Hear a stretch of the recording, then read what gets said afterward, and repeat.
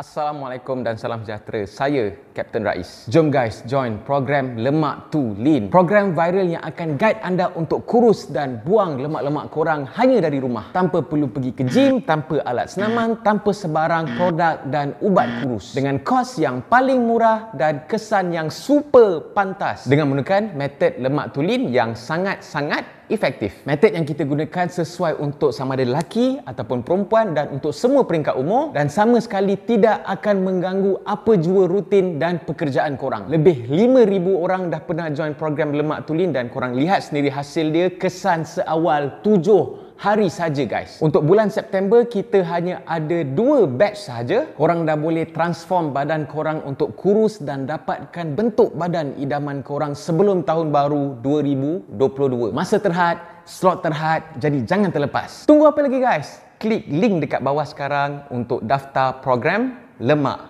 Tu Lean.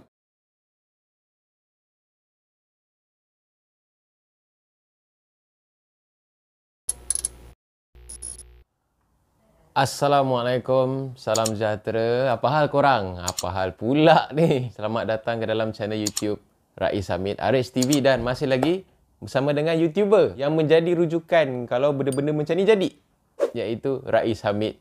Apa hal korang? Check it out now. Ya benda-bedu, let's go.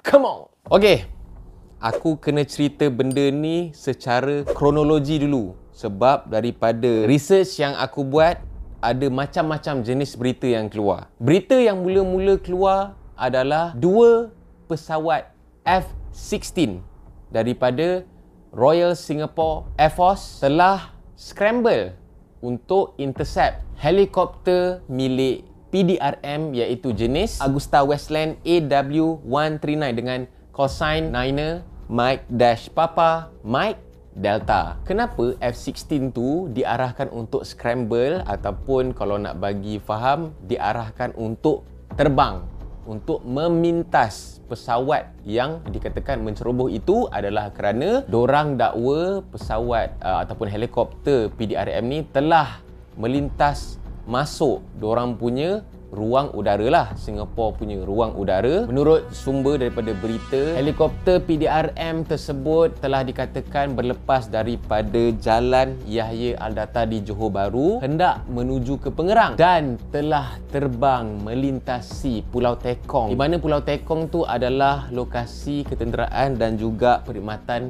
negara Singapura. Telah diadakan orang punya macam PLKN lah, orang punya latihan dijalankan dekat Pulau Tekong. Jadi respon aku sebagai bekas pegawai UDM, prosedur ini adalah sebenarnya normal.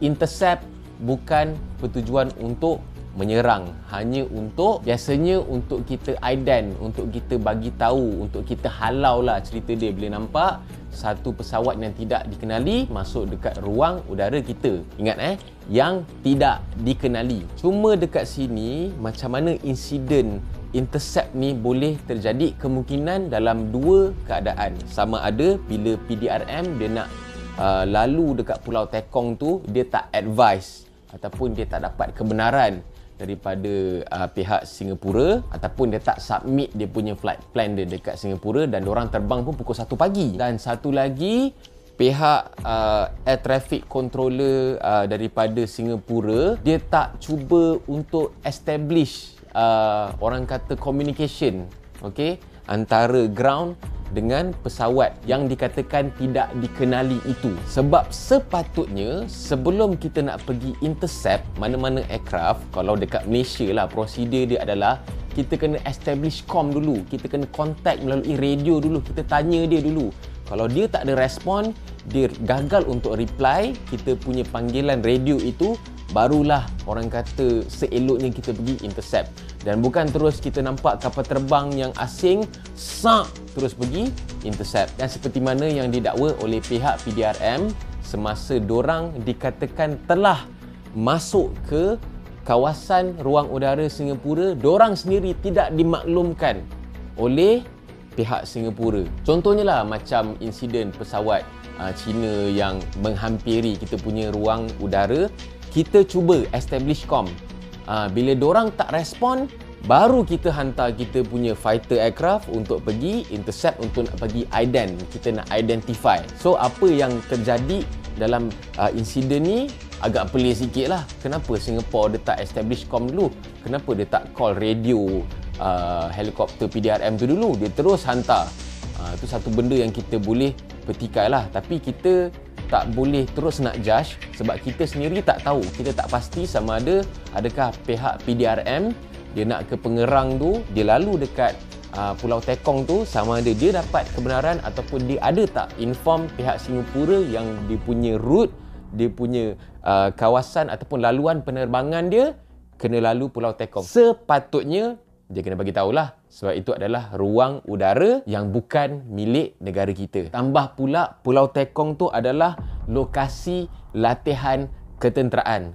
So benda ni sensitif. Menurut Singapura pula, kenapa dorang sangat sensitif pasal dorang punya ruang udara? Sebab dorang cakap setiap tahun dorang kena deal dengan potential air threat sebanyak 350 insiden pada setiap tahun secara purata. Dan kalau korang nak tahulah, ada satu benda ni pernah terjadi dekat aku lah, masa aku dan keluarga aku pergi bercuti dekat Johor. Lama dah, masa tu aku kecil lagi, di mana kita orang ada lepak dekat satu tempat yang betul-betul dekat tepi laut tau. Laut antara Malaysia dengan Singapura, which is bila kita pergi dekat tepi tu, kita boleh nampak lah Singapura kan, boleh nampak Singapore, and then ada laut lah. Tak pasal-pasal tiba-tiba ada satu helikopter Chinook, helikopter ketenteraan dorang, helikopter tentera dorang tiba-tiba datang. Okay, terbang dekat kawasan kita orang tengah lepak, which is time tu family aku tau.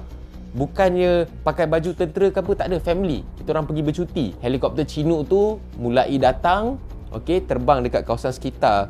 Kita orang tengah duduk dekat tepi laut tengah tengok tu, dan tiba-tiba ada bot peronda datang dekat depan kita orang.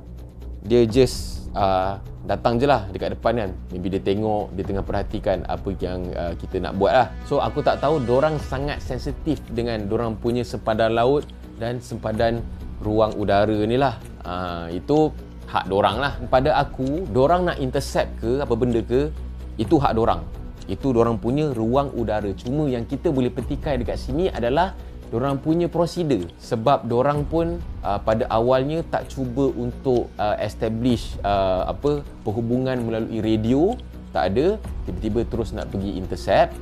So satu benda yang kita boleh petikai lah. Dan apa-apa pun kita tunggulah penjelasan yang lagi clear daripada kedua-dua belah pihak. Kita nak tahu penjelasan daripada PDRM sendiri, sama ada diorang ada tak inform Singapura yang diorang nak lalu dekat Pulau Tekong tu lah. Sebab sepatutnya kalau kita nak terbang masuk tempat orang, kita kena dapat kebenaran, kita kena inform dorang juga. Tapi ada pula dari satu sumber berita, mula-mula pihak PDRM menafikan bahawa ada 2 kali F-16 pergi intercept.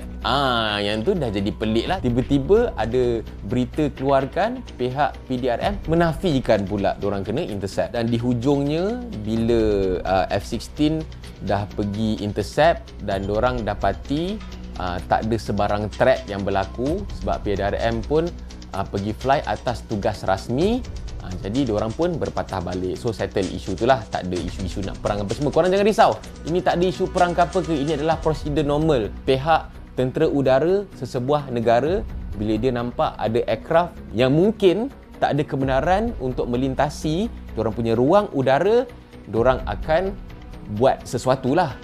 Tapi aku tak tahulah, mungkin prosedur Air Force daripada Singapore, dia tak ada establish com dulu, dia tak ada cuba contact dulu melalui radio, dia terus pergi intercept. Tapi kalau Malaysia, kita akan check dulu comms. Sebab kalau satu-satu aircraft tu dia lalu, kita tak terus declare dia as hostile, kita akan anggap dia dulu sebagai unknown aircraft. Dia bukan threat, dia bukan ancaman.